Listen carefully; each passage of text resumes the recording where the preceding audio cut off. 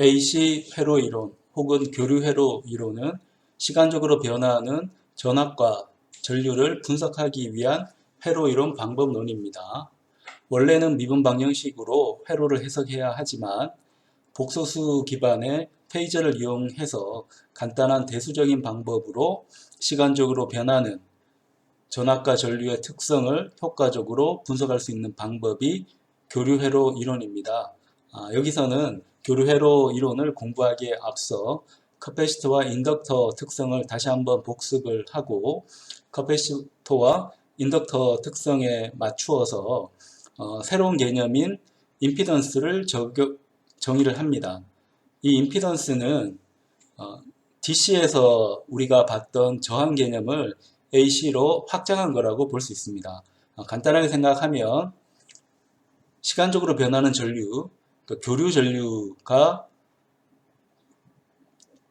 들어갈 때, 교류 전류가 회로에 들어갈 때 교류 전류가 흐르는 것을 교류 관점에서 방해하는 정도를 임피던스라고 합니다. 그래서 임피던스는 간단하게 교류에 대한 전류 저항이라고 생각할 수 있습니다.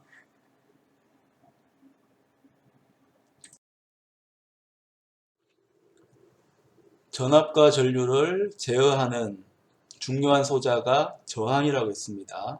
저항은 전류의 흐름을 얼마나 방해하는가에 라는 특성을 이용한 소자입니다. 저항 외에도 우리가 회로 소자로 쓰는 소자는 커패시터와 인덕터가 있습니다. 여기서는 커패시터에 대해서 알아보도록 하겠습니다.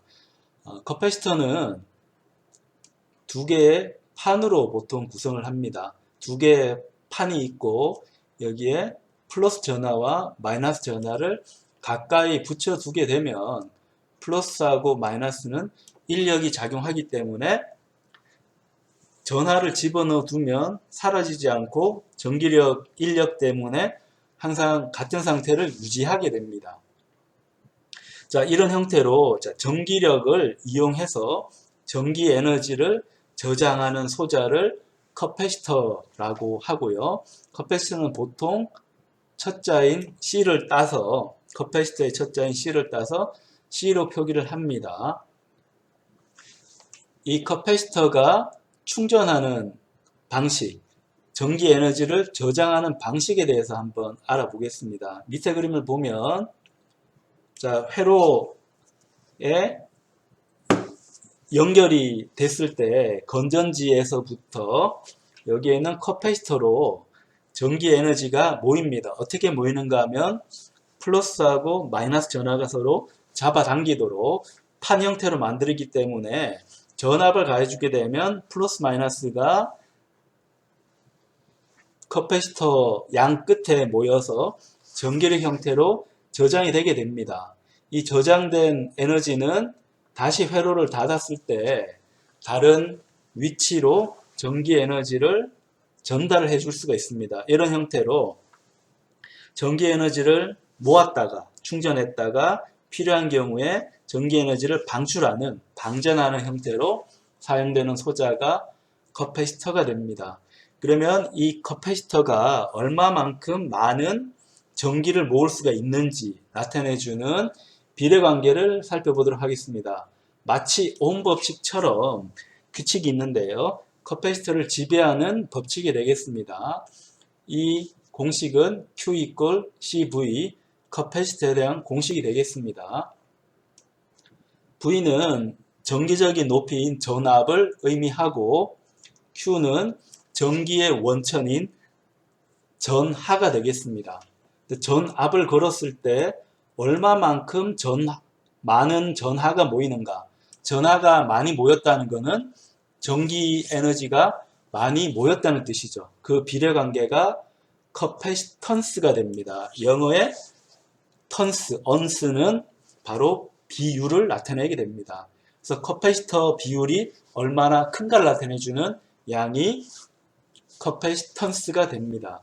커패시턴스의 단위는 커패시터를 많이 연구했던 영국의 물리학자 페르데의 이름을 따서 페르데의 이름을 간략화한 페럿이라고 표현을 하고 알파벳 F로 표기를 합니다. 1페럿인 커패시턴스는 굉장히 큰 커패시턴스입니다. 왜냐하면 1V 자체는 적은 전압이긴 하지만 1쿨럼은 굉장히 큰 전하량이라고 했죠. 그래서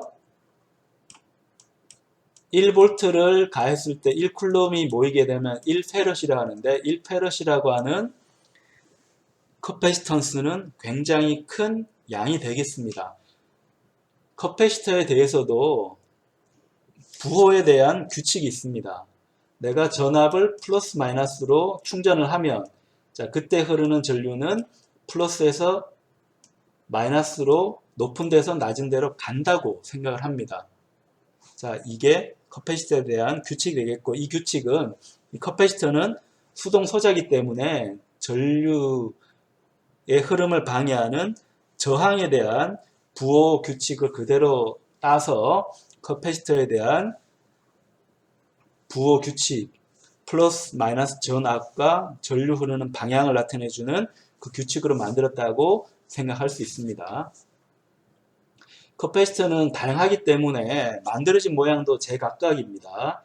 우리가 많이 쓰는 전해 커패시터도 보이고요. 꽤 크죠. 세라믹으로 만든 세라믹 커패시터도 보입니다. 전해 커패시터는 소금물과 같은 전해 물질을 이용하기 때문에 커패시턴스가 굉장히 큰 소자, 대신에 손실은 좀 많이 있는 소자고요. 세라믹 커패시터는 도자기 같은 유전율이 약간 큰 물질을 쓰긴 하는데 전해질 만큼 유전율이 크진 않기 때문에 이 세라믹으로 만든 커패시터는 커패시턴스가 그렇게 크진 않습니다. 대신에 도자기이기 때문에 손실이 별로 없어서 손실 없는 회로를 구성할 때 이 커패시터를 많이 사용합니다. 이 외에도 기판 구성을 할 때 커패시터가 너무 크면 전체 시스템 크기가 커지니까 얇게 만들기 위해서 칩 형태로 된 커패시터를 씁니다. 그래서 이름도 칩 커패시터라고 불리는 굉장히 작은 크기의 커패시터도 있습니다. 약간 큰 크기의 커패시터도 있고요. 다양한 종류의 커패시터가 있음을 알 수 있습니다. 커패시터와 비슷하면서도 다른 특성을 가진 인덕터에 대해서 소개하겠습니다. 커패시터는 전기 에너지를 저장하는 소자입니다. 하지만 인덕터는 자기 에너지를 저장하는 소자입니다. 자기라는 건 뭘까요? 우리가 자기를 관찰할 수 있는 경우는 자석입니다. 자석은 자기력을 발생시킵니다. 전기력은 플러스 전하와 마이너스 전하에 대한 힘의 법칙이라고 하면 자기력은 N극과 S극, 그러니까 자석을 구성하는 N극과 S극에 대한 힘의 법칙이 되겠습니다. 이런 자석의 성질을 자석이 아니라 코일로 만들어줄 수 있는데요. 예를 들어 코일을 이런 식으로 꼰 다음에 전류를 흘려주게 되면 전류에 의해서 자석이 생깁니다. 이걸 전자석이라고 합니다. 이 전자석을 회로적으로 사용하게 되면 인덕터라고 부릅니다. 전자석은 회로적으로 표현하면 인덕터라고 생각을 할 수 있습니다. 인덕터가 하는 일은 뭘까? 자, 자기 에너지를 저장한다고 했는데 자기 에너지는 어떻게 저장할까요? 자, 밑에 그림은 자기 에너지의 특성을 보여주는 그림입니다. 자기 에너지가 있게 되면 전기가 생깁니다. 발전이라고 하는데요. 자, 주변에 노란색으로 보이는 게 다 인덕터입니다. 인덕터를 만들어 놓고 반짝반짝 금속 빛으로 나는 부분이 자석입니다. 자석을 움직이게 되면 인덕터는 발전을 하기 때문에 전기가 생깁니다. 전기가 생겨서 전류가 흐르는데요. 이 흐르는 전류는 자기 에너지를 저장하는 성분입니다. 커패시터하고 한번 비교해보면 인덕터와 커패시터의 같은 점과 다른 점을 볼 수 있습니다. 커패시터는 전기 에너지를 저장을 하고 저장하는 형태는 전압 형태로 저장을 합니다. 하지만 인덕터는 에너지 저장 측면에서는 커패시터하고 동일하지만 인덕터는 자기 에너지를 저장을 합니다. 자기 에너지를 저장하는 형태는 전류 형태로 저장을 합니다. 그래서 자기 에너지를 저장하고 싶으면 반드시 회로를 이루는 형태로 인덕터를 구성을 하고 이 인덕터 안에 전류가 생기도록 해야 됩니다. 그러면 이 생긴 전류는 계속 흐르려고 하는 관성과 같은 성질을 가지기 때문에 자기 에너지를 저장할 수 있습니다. 다만 이 코일에는 저항이 항상 있기 때문에 처음에는 자기 에너지를 저장하기 위해서 전류가 흘렀더라도 저항이 있어서 전류는 점차 감소가 됩니다. 그래서 자기 에너지는 저장하는 게 굉장히 어렵습니다. 그래서 우리가 회로 이론할 때 전원은 전하번이 주로 존재하고 전류원은 거의 볼 수 없다고 했죠. 이 이유가 여기에 있습니다. 전류원은 자기 에너지를 이용한다는 건데 저항 없는 전류원을 만드는 게 극히 어렵습니다. 그래서 전류가 흐르는 형태의 전원을 만들기는 어려워서 전하를 저장하는 전기 에너지 형태로 전하를 저장하는 커패시터 형태의 전원, 전류원을 우리가 주로 사용을 하고 있습니다. 인덕터는 발전이라는 개념이 들어가기 때문에 회로의 특성을 예측하기가 어렵습니다만 특성은 커패시터하고 비슷합니다. 오hm 법칙처럼 인덕터를 지배하는 방정식도 간단한 1차 함수 관계, 선형 관계를 이루고 있습니다. 여기에 있는 거는 파이라고 읽고요. 자속에 해당합니다. 자속은 자기장의 묶음인데요. 자기장 묶음은 자기 에너지의 특성 때문에 자기장 묶음이라는 개념을 사용을 합니다. 전기의 근원은 전하라고 했습니다. 그럼 자기의 근원은 자기에 해당하는 자하라는 게 있어야 되는데 현재까지 우리 관측 결과는 자하가 없어요. 없기 때문에 이론이 더 복잡해지는데 자하는 없지만 자석은 있습니다. 그래서 이 자석의 힘이 얼마나 강한가를 나타내주는 지표 중에 하나가 자기장의 묶음, 자속이 됩니다. 그래서 자속은 파이라는 그리스 문자로 표현을 해주고요. 이 자속은 누가 만들어주는가 하면 전류가 만들어줍니다. 전류가 흐르게 되면 자속이 됩니다. 쉽게 말하면 전류를 흘리면 전자석, 자석이 만들어진다는 뜻입니다. 자석이 만들어진다는 뜻이고 얼마만큼 큰 자석이 만들어질까? 정확하게는 자기장 묶음, 자속이 얼마나 만들어질까는 비례상수가 존재하는데 그 비례상수는 인덕터의 비율이라고 해서 인덕턴스라고 이름을 붙입니다. 이 인덕턴스의 단위는 헨리가 되고요. 자기장 하에서 코일을 뒀을 때 자기장을 시간적으로 변화시키면 발전이 된다는 법칙을 두 번째로 발견한 물리학자가 있습니다. 그 사람 이름이 미국 사람 헨리이기 때문에 헨리라는 단위를 사용하게 됩니다. 근데 단위 입장에서 보면 이상하지 않나요? 첫 번째 개발한 사람이 단위 이름으로 들어가야 될 건데 왜 두 번째 개발한 사람이 발명한 사람이 들어갔을까요? 왜냐하면 코일 속에서 자기장을 시간적으로 변화시켰을 때 발전이 된다는 원리를 발견한 사람은 패러데이입니다. 영국의 물리학자 패러데이인데 패러데이 이름은 커패시터도 연구를 열심히 했기 때문에 커패시터 단위로 이미 들어갔습니다. 그래서 같은 이름을 두 번 쓸 수 없기 때문에 두 번째 발견자인 미국 물리학자 헨리 이름을 따서 H로 표기를 합니다. 인덕터에 대한 부호 규칙은 저항이나 커패시터하고 동일합니다. 전류가 흘러 들어갔을 때 마치 저항처럼 전압이 높은 데서 낮은 데로 흐른다는 의미에서 인덕터를 저항과 동일하게 표기를 합니다. 하지만 착각하면 안 되는 게 이 인덕터는 저항 역할을 하는 게 아니고 발전 역할을 합니다. 오히려 전기 에너지를 생성하는 역할을 할 수도 있습니다.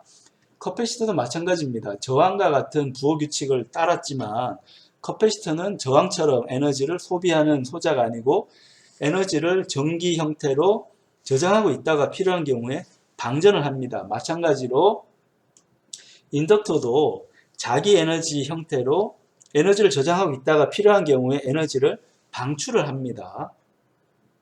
그래서 저항하고 비슷하게 이론화는 되어져 있지만 특성은 확연히 다르다는 것을 이해를 해야 합니다. 인덕터도 회로 부품으로 많이 사용하기 때문에 종류가 많이 있습니다. 페라이트과 같은 강한 자성을 띠는 물체에 전자석을 만들기 위해서 선을 꼬아서 이렇게 만드는 경우도 있고요. 그 동그란 토로스 형태가 아니고 원기둥 형태, 이게 보통 쓰는 전자석 형태죠. 이런 형태를 만들 수도 있고, 회로 부품을 하기 위해서 이렇게 생긴 모양을 하나의 패키지 안에 넣어서 만드는 경우도 있고, 뭐 여러 가지 경우도 있습니다.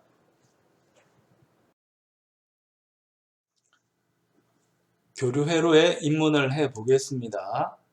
교류회로는 시간적으로 변하는 전압과 전류 특성을 예측을 하기 위한 이론입니다.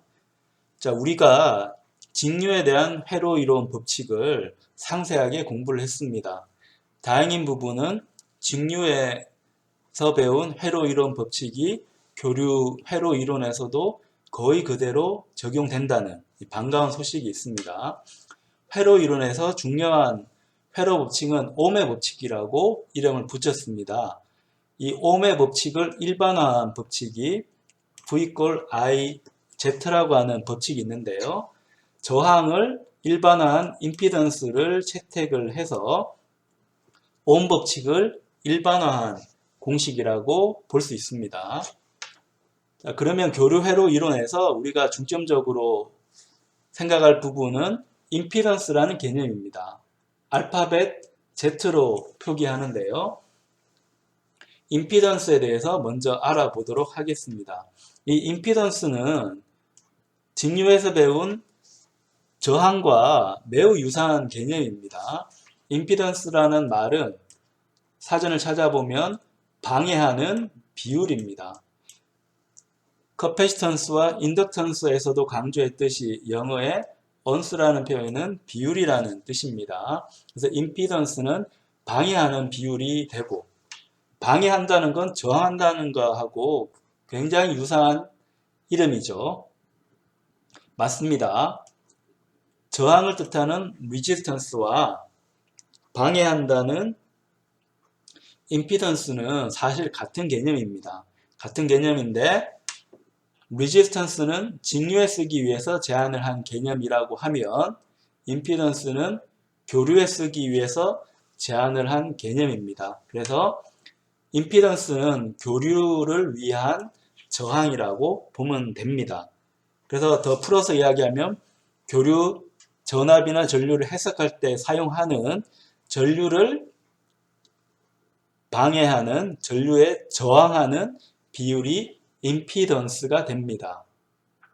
자, 이렇게 따지고 보면 직류회로하고 교류회로는 거의 동일할 것 같은데 한 가지 차이점이 있습니다.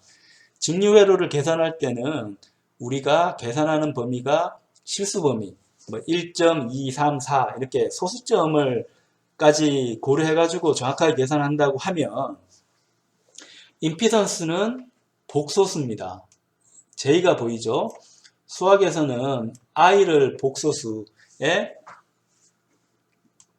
기본 글자로 사용했는데 회로 이론에서는 I는 전류로 쓰기 때문에 I 대신에 J를 가지고 순호수 -1의 거듭 제곱근을 표기를 해줍니다. 그래서 여기에 있는 J는 복소수에 썼던 J라고 생각을 할 수 있고요. 자, 그러다 보니까 실수하고 순호수가 들어갔기 때문에 임피던스는 복소수가 됩니다. 그래서 직류회로 해석에서는 단순한 사칙 연산만 하면 답을 얻을 수 있었지만 교류회로 해석에는 반드시 복소수가 들어가서 복소수에 대한 사칙 연산을 해야 됩니다. 그 임피던스에 실수부와 허수부가 있다는 뜻인데요. 임피던스의 실수부는 저항을 뜻합니다. 저항을 뜻해서 이건 우리가 잘 알고 있는 개념이라고 볼 수 있을 텐데, 허수부는 X라고 표기를 합니다. X라 표기하고 이름은 리액턴스고, 리액턴스는 우리말로 번역하지 않습니다. 번역하지 않지만 리액턴스의 개념을 이해하려면 의미 파악을 위해서 번역을 해볼 필요가 있습니다. 언스는 비율 때문에 들어간 용어라고 했죠. 그러면 리액트란 말을 써야 되는데, 리액트는 작용 반작용할 때 반작용을 뜻합니다. 반작용 비율을 리액턴스로 하고 알파벳 X로 교류회로 이론에서는 표기한다고 생각을 할 텐데, 리액턴스는 반작용입니다. 근데 반작용이 왜 들어갔을까요? 리액턴스는 인덕터와 커패시터를 위해서 쓰이는 임피던스의 호수부입니다. 인덕턴스와 커패시턴스. 자, 인덕터와 커패시터는 뭐 때문에 사용할까요? 자기 에너지와 전기 에너지를 전류나 전압 형태로 저장하기 위해서 사용을 하는 겁니다. 에너지를 저장하려면 에너지를 먼저 밀어 넣어야 되겠죠. 자, 밀어 넣는데, 자, 밀어 넣은 에너지가 사라지게 되면 저장된 자기나 전기 에너지는 외부로 방출이 될 겁니다. 그러니까 방출되는 현상이 반작용이기 때문에 반작용을 뜻하는 리액턴스를 썼다는 겁니다. 이건 스프링을 보더라도 이해할 수가 있습니다. 스프링을 보면 스프링에 힘을 주면 스프링이 안으로 들어가죠. 작용을 했다는 뜻입니다. 근데 힘을 제거하면 스프링은 반발력에 의해서 반작용, 튕기는 특성을 보입니다. 자, 이런 것처럼 스프링도 에너지를 스프링 탄성 에너지 형태로 가지고 있습니다. 가지고 있다가 외부 힘이 제거되면 힘을 바깥으로 분출을 해냅니다. 자, 그런 것처럼 인덕터와 커패시터도 저장된 에너지를 외부 힘이 제거됐을 때 외부로 방출하기 때문에 반작용에 해당하는 리액턴스 값이 붙었다고 생각할 수 있습니다. 그러면 자, 임피던스에 대한 일반적인 법칙을 유도를 해 보겠습니다. 우리가 앞에 배웠던 저항, 커패시터, 인덕터에 대한 공식을 보겠습니다. 자, 회로 법칙은 전압과 전류에 대한 비율 관계가 중요합니다. 이 관계가 중요함은 옴이 잘 설명했죠. 그래서 옴 법칙이라고 하는 거고, 교류 회로도 직류 회로의 개념을 본따서 일반화 시키기 때문에 옴 법칙을 만드는 게 중요합니다. 근데 이 식을 보면 커패시터인 경우는 전압은 있지만 전류가 없습니다. 그래서 이 식을 한번 미분을 합니다. 그럼 전류가 시간적으로 바뀌게 되면, 전하가 시간적으로 바뀌게 되면 전하가 움직였다는 뜻이죠. 전하가 움직이면 전류가 됩니다. 그래서 커패시터를 위한 회로 이론 공식은 전압에 대한 시간적인 변화가 전류를 만들어 준다는 공식을 만들어낼 수가 있습니다. 마찬가지로 인덕터도 보면 전류는 있지만 전압이 없습니다. 그래서 자속을 시간에 대해서 한번 미분을 해줍니다. 자속에 대해서 시간 미분을 왜 해주나요? 자속에 대해서 시간 미분을 해주면 발전된 전압인 기전력을 얻을 수가 있습니다. 뭔가 복잡한 내용이죠. 복잡할 수밖에 없습니다. 이 부분은 패러데이가 발견했던 전자기 유도 법칙입니다. 자속을 시간적으로 바꾸어주면 기전력, 새롭게 발전된 전압이 생긴다는 뜻입니다. 굉장히 이해하기 어려운 법칙 중에 하나입니다. 하지만 우린 경험적으로 알 수 있습니다. 어쨌건 코일이 있는 상황에서 자석을 움직이면 전기가 생긴다는 것은 경험적으로 이제 알기 때문에 그걸 수학적인 기호로 나타낸 거라고 볼 수 있고, 그래서 자속의 시간 변화는 전압이 됩니다. 기전력인 전압이 되는데, 발전된 전압이 되는데, 이 전압은 시간 미분하고 선형 관계를 이룹니다. 자, 그래서 얘를 페이저라는 개념으로 한번 확대를 하겠습니다. 그러니까 페이저는 E의 J오메가 T를 시간에 대해서 미분해서 만들어내는데요. 얘를 미분하게 되면 J오메가 E의 J오메가 T라고 쓸 수가 있습니다. 그럼 페이저라고 썼다고 하는 것은 이 미분 기호를 J오메가라는 순허수로 이제 바꾸어 준 겁니다. 그래서 계산할 때 여기에 있는 미분 기호를 전부 다 J오메가로 바꾸라는 뜻입니다. 자, 바꾸게 되면 커패시티에 대한 식, 인덕터에 대한 식이 복소수 형태로 바꾸어 주게 됩니다. 자, 여기 있는 식은 미분 방정식을 포함하는데 오른편에 있는 식은 미분 방정식은 사라지고 복소수에 대한 계산식만 남게 됩니다. 여러분과 같으면 어떤 계산을 하고 싶습니까? 미분 방정식을 풀고 싶어요? 아니면 계산이 귀찮긴 하지만 복소수를 선택을 할까요? 당연히 복소수를 선택을 하겠죠.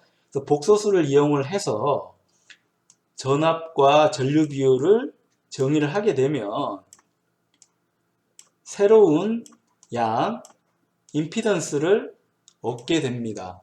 임피던스는 저항, 커패시터, 인덕터 모두에 대해서 활용이 가능한 법칙이라고 생각을 할 수 있습니다. 그래서 꼼꼼하게 살펴보면 저항, 인덕터, 커패시터인 경우에 교류의 전류를 얼마나 방해하는가 하는 특성인 임피던스 값을 주파수별로 한번 추적을 해봅니다. DC인 경우를 보게 되면 저항은 항상 저항이고요.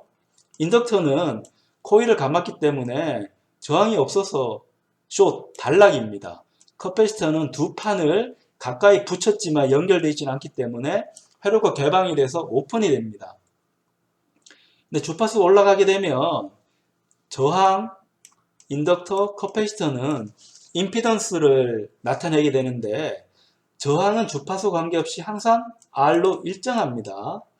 근데 인덕터나 커패시터는 주파수에 따라서 바뀝니다. 인덕터는 임피던스 값이 주파수에 따라서 항상 증가합니다. 증가하긴 하는데 실수 값으로 증가하는 게 아니고 순호수 값으로 증가합니다. 커패시터는 특이하게 주파수가 올라가면 임피던스가 올라가지 않고 떨어집니다. 왜? 임피던스 정의할 때 보면 커패시터는 주파수 성분이 분모에 있었거든요. 그래서 주파수가 올라가면 임피던스 값은 떨어지게 됩니다. 주파수가 계속 올라가면 어떻게 될까요?